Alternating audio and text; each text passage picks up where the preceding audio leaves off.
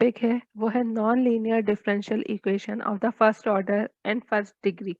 तो यहाँ पे इस टॉपिक को स्टार्ट करवाने से पहले आपको एक चीज समझनी है कि ऑर्डर क्या है और डिग्री क्या है। तो यहाँ पे मैंने कुछ डेफिनेशंस लिखी हैं आप लोगों की अंडरस्टैंडिंग के लिए। सबसे पहले आपने समझना है order of differential equation. The order of a differential equation is equal to the highest derivative in the equation. The single quote indicates differentiation. So y ये जो आपके पास कोट है इसे कहा जाता है prime. y prime is the first derivative while y double prime is a second derivative।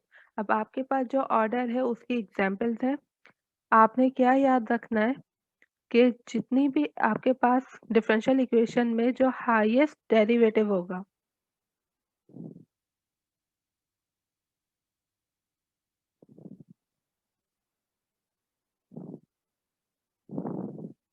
ये highest derivative कहलाएगा ऑर्डर।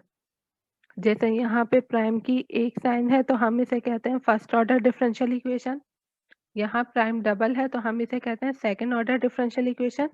यहाँ प्राइम डबल है, अब देखें सिंगल भी है डबल भी है, लेकिन हमें लेना है हाईएस्ट, तो हाईएस्ट हमारे पास सेकंड है, तो ये आपके पास है सेकंड ऑर्डर डिफरेंशियल इक्वेशन। अब अगर मैं आपको एक इक्वेशन दूं,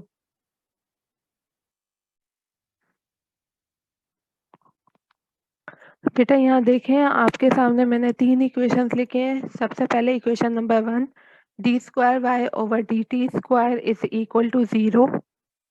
second equation D Y over D T plus Y is equal to x.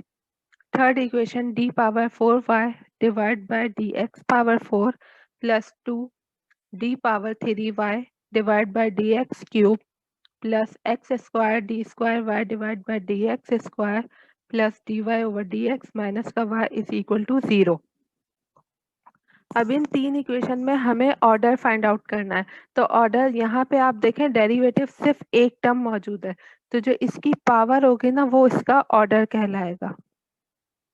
तो यहाँ पे हमारे पास जो ऑर्डर आएगा वो है ऑर्डर 2। और ऑर्डर 2 यानी हम यहाँ पे कहेंगे it is the second order differential equation.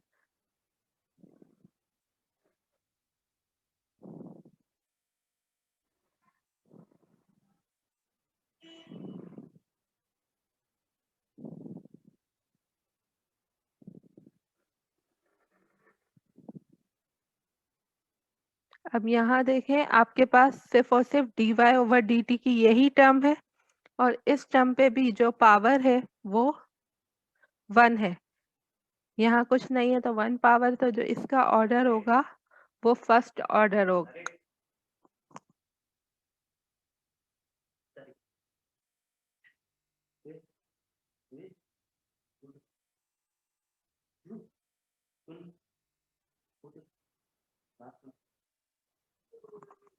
अब इस इक्वेशन में देखें आपके पास यहाँ पे डेरिवेटिव इंक्लूड नहीं है, यहाँ फर्स्ट टाइम डेरिवेटिव, यहाँ सेकंड, यहाँ थर्ड और यहाँ फोर्थ। इन सारे डेरिवेटिव की साइड में से हमें हाईएस्ट पावर निकालनी है, तो हमारे पास जो हाईएस्ट पावर है वो है 4। तो यहाँ पे जो आपके पास ऑर्डर हो जाएगा वो है फोर्थ ऑर्डर।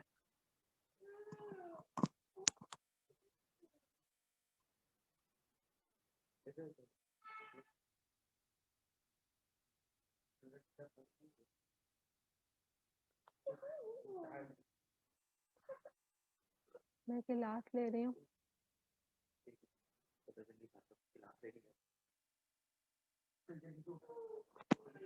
तो ये आपके पास है fourth order differential equation. Order के बाद जो आपने सेकंड चीज अंडरस्टैंड करनी है, जो सेकंड टॉपिक है आपका वो है डिग्री।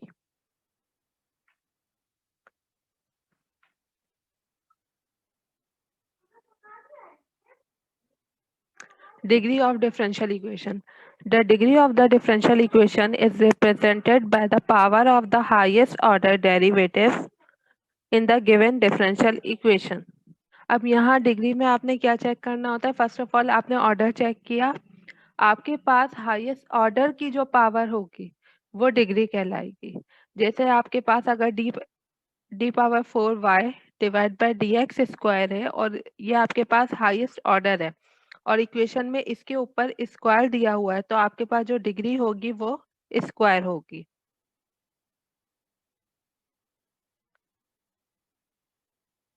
यहाँ पे एग्जाम्पल दी गई है d power 4y divide by D x power 4 plus bracket में d square Y divide by D x square whole square minus 3dy over D x plus Y is equal to 9। अब बेटा देखें, ये जो आपके पास डिफरेंशियल इक्वेशन दी गई है, अगर हम इसे वन बाय वन करेक्टराइज करें तो यहाँ पे आपके पास d power 4y over D x power 4 की जो पावर है वो 1 है।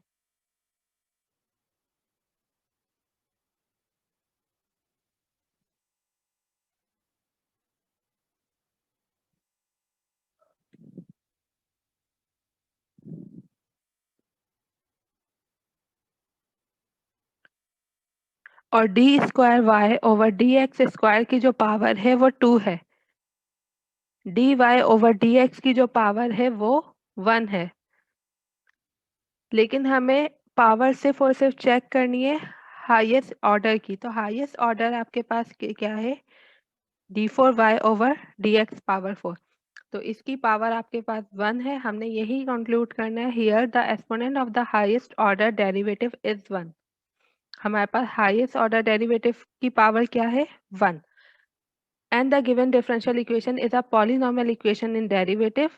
ये आपके पास एक पॉलिनोमियल इक्वेशन है, hence the degree of this equation is 1।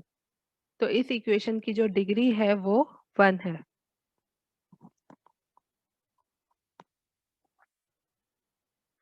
Second question आपके पास है bracket d square Y over D x square plus bracket d Y over D x whole square power 4 is equal to k square d cube Y over D x cube whole power square. अब आप यहाँ पे देख सकते हैं, सबसे पहले तो आपने ये देखना है डी ओवर डी एक्स की हाईएस्ट पावर क्या है। तो यहाँ देखें, आपके पास dx की पावर 2 है, यहाँ dx की पावर 1 है और यहाँ dx की पावर 3 है।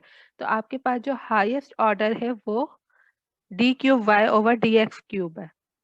अब इसके ऊपर जो पावर है ना वो आपकी डिग्री है, यहाँ पे आपकी डिग्री क्या होगी, सेकंड होगी।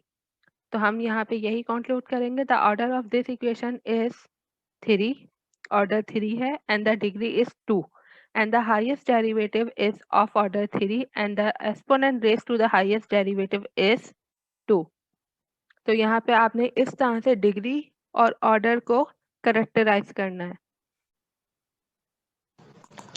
मैम जो ऑर्डर आपने बताया था कि हाईएस्ट जो पावर होगी वही ऑर्डर होगा, तो अगर हम ब्रैकेट क्लोज करके, जैसे अगर एक इक्वेशन है उसमें एक की पावर 5 है, एक की 4 है और 4 के ऊपर होल स्क्वायर लगा दें तो उसे सोल्व करके उसकी पावर जो ज्यादा आएगी, तो फिर डिग्री क्या 5 होगी या सोल्व करने के बाद उसकी पावर जो आएगी वो होगी? बेटा सॉल्व नहीं करना, आपको डिग्री के लिए है। मैम अगर होल स्क्वायर हो किसी एक इक्वेशन में किसी एक टर्म के ऊपर, बेटा होल होल स्क्वायर स्क्वायर भी, होल क्यूब। होल स्क्वायर भी होगा तो डिग्री को सिर्फ और सिर्फ आपने पहचानना इस तरह से, सबसे पहले आपने ऑर्डर चेक करना है, हाईएस्ट ऑर्डर के ऊपर जो डिग्री होगी ना वो आपके पास कहलाएगी, हाईएस्ट ऑर्डर के ऊपर जो पावर होगी वो आपके पास कहलाएगी डिग्री। आपने उसे सॉल्व नहीं अच्छा तो करना।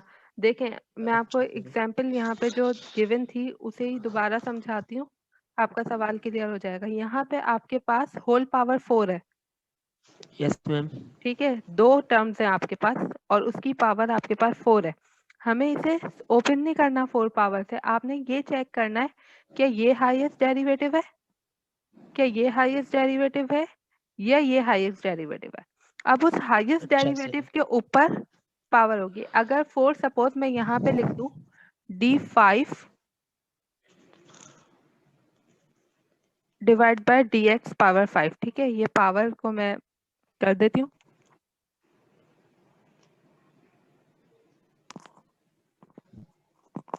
बेटा अब देखें, आपके पास जो हाईएस्ट पावर है वो कितनी आ गई, ऑर्डर आ गया 5। अब 5 के ऊपर ये 2 है और इसके ऊपर 4 है, तो इसकी डिग्री क्या हो जाएगी? 4 2 ज़ा 8 8 डिग्री और हो जाएगी। यानी हमें इसे सॉल्व नहीं करना, हमें वैसे ही करेक्टराइज करना है कि इसकी डिग्री क्या होगी और इसका ऑर्डर क्या है। ओके, अब डिग्री और ऑर्डर समझने के बाद जो हमारा नेक्स्ट टॉपिक है वो है what is the difference between linear and non linear differential equation. बेटा यहाँ आपके पास कुछ एग्जांपल्स हैं जिनमें डिफरेंस बताया जा रहा है कि डिफरेंशियल इक्वेशन कौन सी लीनियर कब होती है और नॉन लीनियर कब होती है, क्योंकि जो आज का हमारा टॉपिक है वो है नॉन लीनियर डिफरेंशियल इक्वेशन।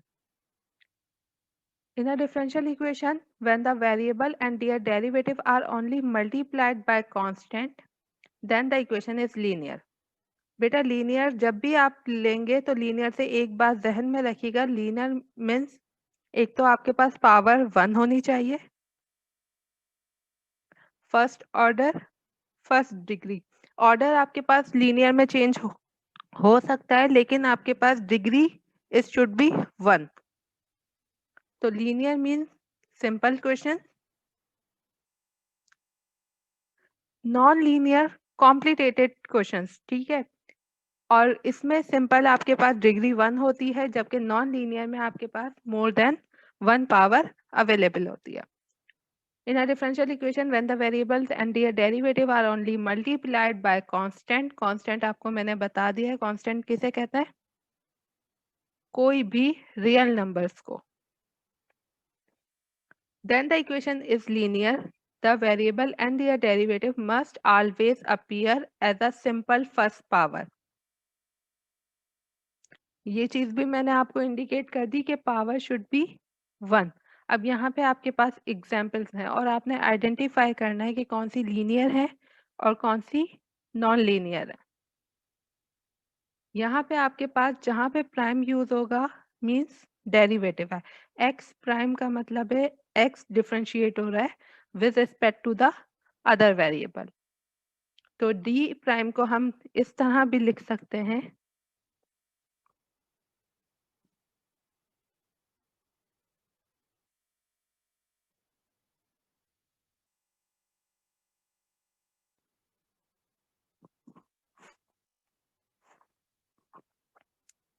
बेटा हम एक्स प्राइम को D X over D T की फॉर्म में भी लिख सकते हैं।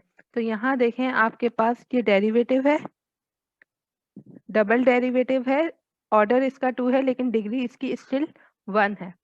यहाँ पे आपके पास एक्स है, ये दोनों लीनियर टर्म्स है, इज इक्वल टू 0, तो इक्वेशन आपके पास क्या हो गई? लीनियर। सेकेंडली यहाँ पे भी आपके पास कोई पावर हायर देन मतलब मोर देन 1 नहीं है, तो यहाँ पे भी जो इक्वेशन है वो लीनियर है। यहाँ देखें आपके पास इक्वेशन है x prime plus 1 upon X is equal to 0। अगर हम पावर चेक करें 1 अपॉन एक्स की, तो 1 अपॉन एक्स का मतलब होता है एक्स की पावर है -1। 1 divided by X is equal to X power -1।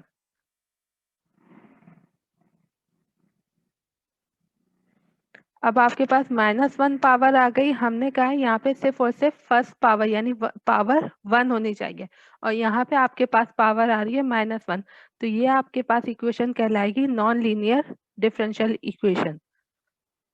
Then आपके पास है x prime plus sine of x is equal to 0, ये भी नॉन लीनियर है। क्यों? क्योंकि साइन ऑफ एक्स आपके पास ट्रांसेंडेंटल फंक्शन है, अलजेब्रिक फंक्शन नहीं है।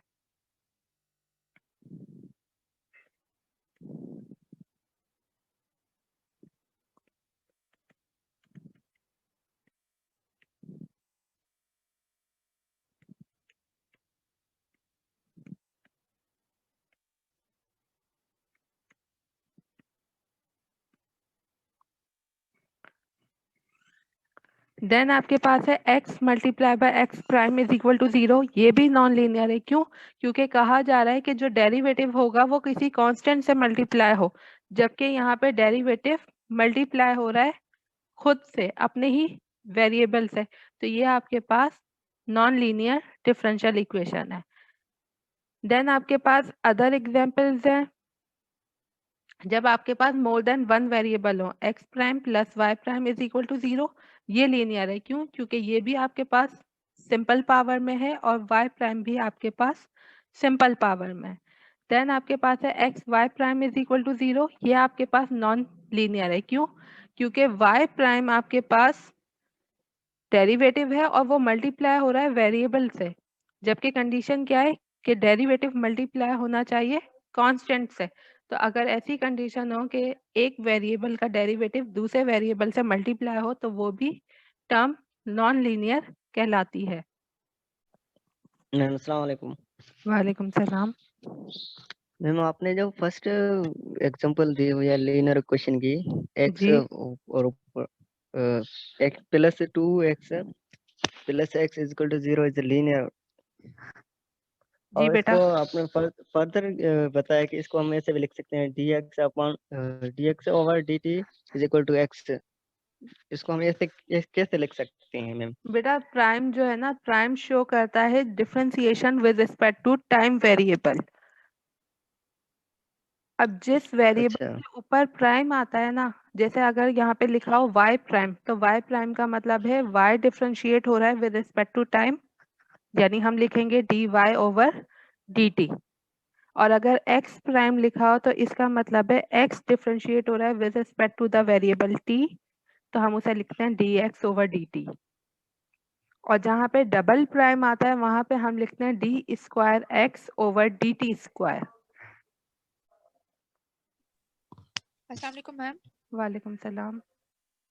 मैम जो आपने एग्जांपल्स दिए इसमें जो फोर्थ वन जो साइन एक्स वाली है, जी double prime plus sine x, ma'am ये वाली एक बार क्लियर कर दें, मतलब ये कैसे है नॉन लीनियर? बेटा देखें, कोई भी ट्रांसीडेंशियल फंक्शन होगा, लास्ट सेमेस्टर में मैंने आपको बताया था कि अलजेब्रिक फंक्शंस कौन से होते हैं और ट्रांसीडेंशियल फंक्शन कौन से होते हैं। तो यहाँ पे अगर आपके पास साइन एक्स आ जाता है, एक्सपोनेंट एक्स आ जाता है, या कोई भी ऐसा ट्रांसीडेंशियल फंक्शन आएगा, तब भी ये इक्वेशन नॉन लीनियर कहलाएगी। अब आपके पास ट्रांसीडेंशियल फंक्शन में कौन कौन से फंक्शन इंक्लूड है? एक्सपोनेंशियल इंक्लूड है, ट्रिग्नोमेट्रिक फंक्शन इंक्लूड है, इनवर्स ट्रिग्नोमेट्रिक फंक्शन इंक्लूड है। ये सारे के सारे ट्रांसीडेंशियल फंक्शंस हैं। तो जब ट्रांसीडेंशियल फंक्शन होंगे तो आपके पास जो इक्वेशन होगी वो नॉन लीनियर होगी।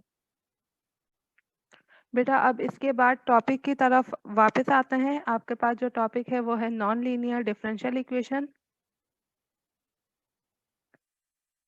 अब सब कुछ डिस्कस करने के बाद अब ये डेफिनेशन आपके लिए थोड़ी बहुत सिंपल हो जाएगी कि what is non linear differential equation. In contrast with linear differential equation, when y appears in a power higher than 1, अब बेटा यहाँ higher than 1 है, यानी आपको मैंने जो कंडीशन बताई है, जब higher than 1 होता है तो लीनियर इक्वेशन नहीं रहती, इक्वेशन कन्वर्ट हो जाती है into non linear differential equation. The equation become non-linear even if it is only contain the derivative dy over dt in the first degree. An equation in the form, अब आपके पास ये जो equation है इसे equation number 1 और इसकी second form नीचे आपके पास दी गई है, D Y over D T is equal to H Y comma T. तो यहाँ पे जो फंक्शन आपके पास दिया जा रहा है f y comma t d y plus g y comma t d T is equal to 0, ये आपके पास इक्वेशन कहलाएगी non linear differential equation. Condition क्या होनी चाहिए? Where there is no restriction of the power. सबसे पहले तो पावर की कोई रेस्ट्रिक्शन नहीं होनी चाहिए कि पावर 1 हो, क्योंकि सिर्फ रेस्ट्रिक्शन लीनियर में होती है। Constitute a first order first degree non linear differential equation.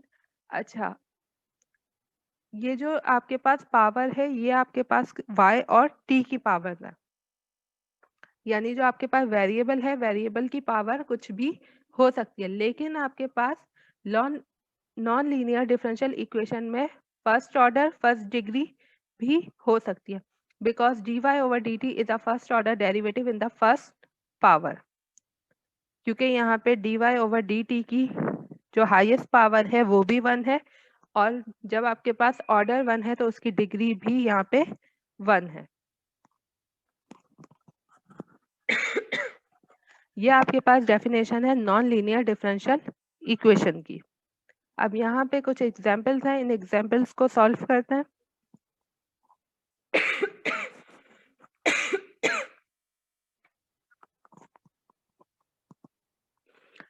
Question, solve the equation 3y square dy minus t dt is equal to 0। अब यहाँ पे सबसे पहले आप देखें, यहाँ पे लिखा है y स्क्वायर है, यानी लीनियर टर्म नहीं है। अब आपके पास हाईएस्ट पावर आ गई है मोर देन 1, तो यहाँ पे आप कंक्लूड करेंगे कि ये जो हमारी इक्वेशन है ये नॉन लीनियर डिफरेंशियल इक्वेशन है।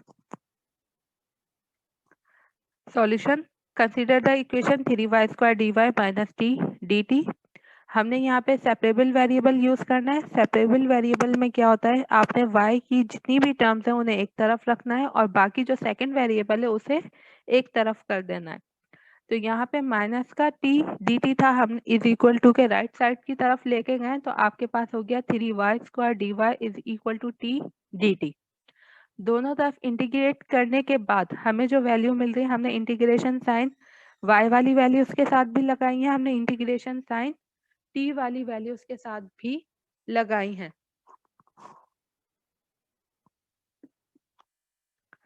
जब आप 3y स्क्वायर को इंटीग्रेट करेंगे आपके पास आंसर आएगा। देखें 3 कांस्टेंट है, कांस्टेंट को हम एज इट इज लिखते हैं, उसमें कोई भी चेंज नहीं होता, तो हमने यहाँ पे लिखा है 3।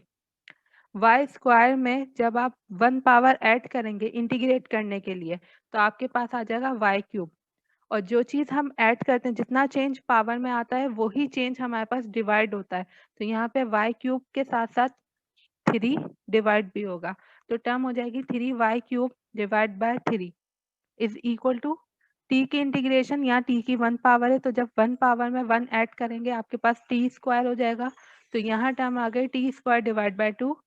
जब इंटीग्रेशन सॉल्व होती है तो एक कांस्टेंट हम लेते हैं तो प्लस c, ये आपके पास वैल्यू आ गई, 3 से 3 कैंसिल हो जाएगा, y cube is equal to T square upon 2 plus c।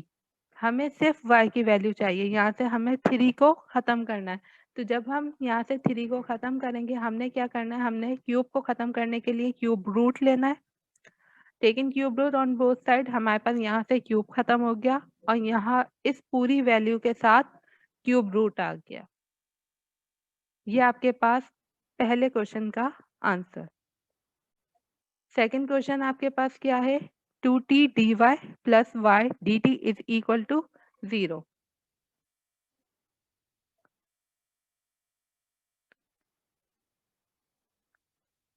Solution, consider the equation 2t dy plus y dt।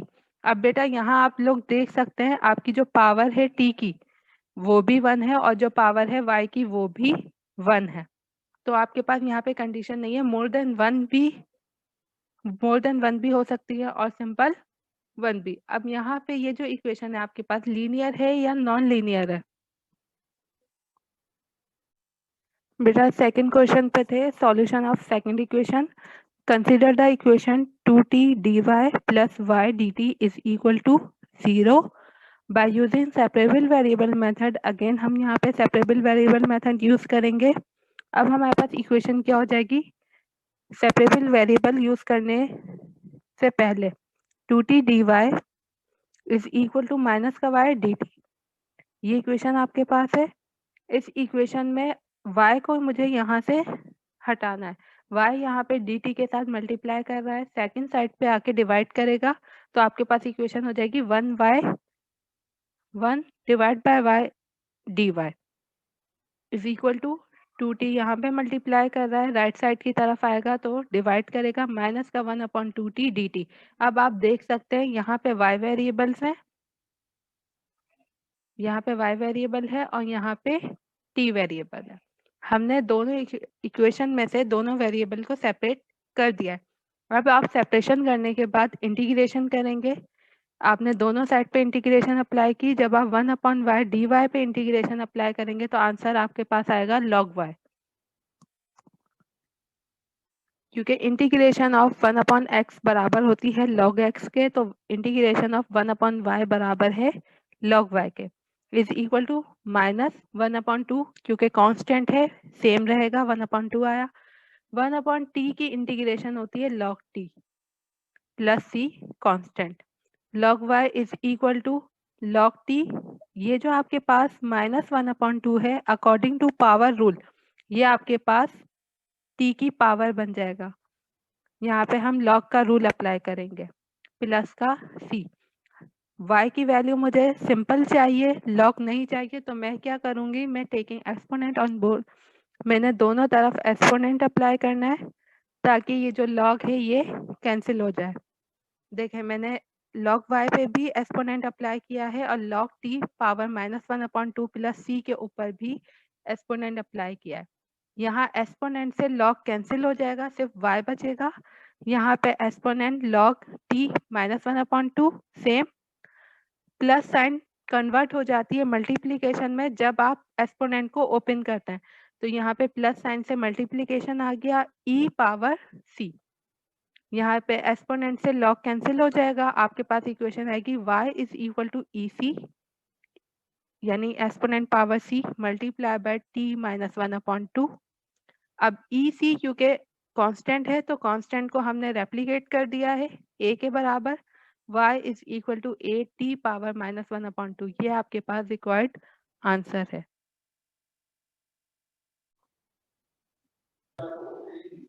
अस्सलाम वालेकुम मैम। वालेकुम सलाम।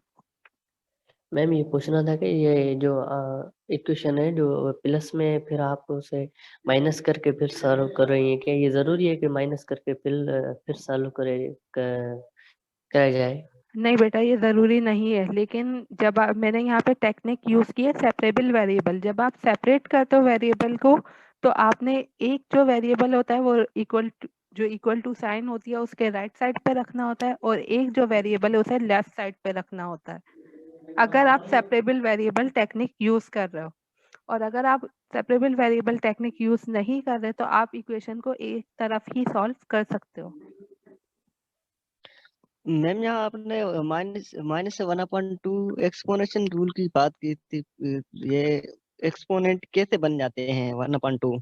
बेटा मैट्रिक की बुक में लॉग जो चैप्टर नंबर 3 है लोगैरिथम, उसकी एक्सरसाइज में ये रूल्स डिफाइन किए गए हैं। अच्छा। पहला रूल कहलाता है प्रोडक्ट रूल ऑफ लोगैरिथम। उसमें क्या होता है, आपके पास अगर लिखा हुआ है log mn, लॉग है और ब्रैकेट में दो वेरिएबल्स दिए गए mn, तो आप उसको जब ओपन करते हैं तो आप करते हैं log m plus log n। इसी तरह से सेकंड जो इसका लॉग का रूल है वो है क्वोशंट रूल।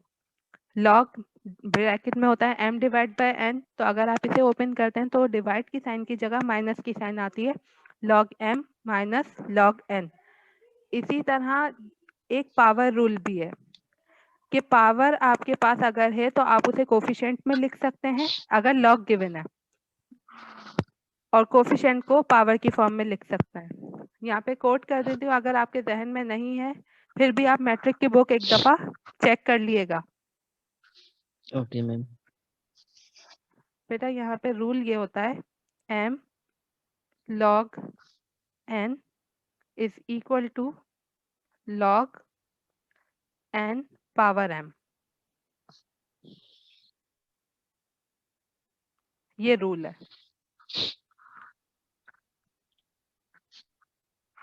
यहाँ पे ओके मैम। m कोफिशिएंट होता है, लेकिन जब आप इसे कन्वर्ट करते हैं तो वो पावर में चेंज हो जाता है। मैम जो ये आपने अभी कांस्टेंट के बारे में बताया कि यहाँ पे कांस्टेंट जो मल्टीप्लाई हो रहा है, ये थोड़ी पॉइंट क्लियर कर दें। बेटा देखें, कांस्टेंट का मतलब है नंबर, ठीक है। अब एक कांस्टेंट एक्सपोनेंट के ऊपर अप्लाई हो रहा है, एक्सपोनेंट अगेन क्या है, कांस्टेंट। कांस्टेंट की पावर कांस्टेंट, तो जो आंसर आपको मिलेगा वो भी कांस्टेंट मिलेगा, यानी नंबर के ऊपर आप पावर लगाएंगे तो आपको आंसर नंबर ही मिलेगा ना। तो e जी मैम। पावर c, e आपके पास अगेन नंबर है, उसकी पावर कांस्टेंट वो भी नंबर है। जब आप किसी भी नंबर की पावर मालूम करते हैं तो वो अगेन आपके पास नंबर होता है, इसलिए यहाँ मैंने आपके जो कांस्टेंट यूज किया वो a यूज किया है, सिर्फ और सिर्फ डिफ्रेंशिएट करने के लिए c में और a में।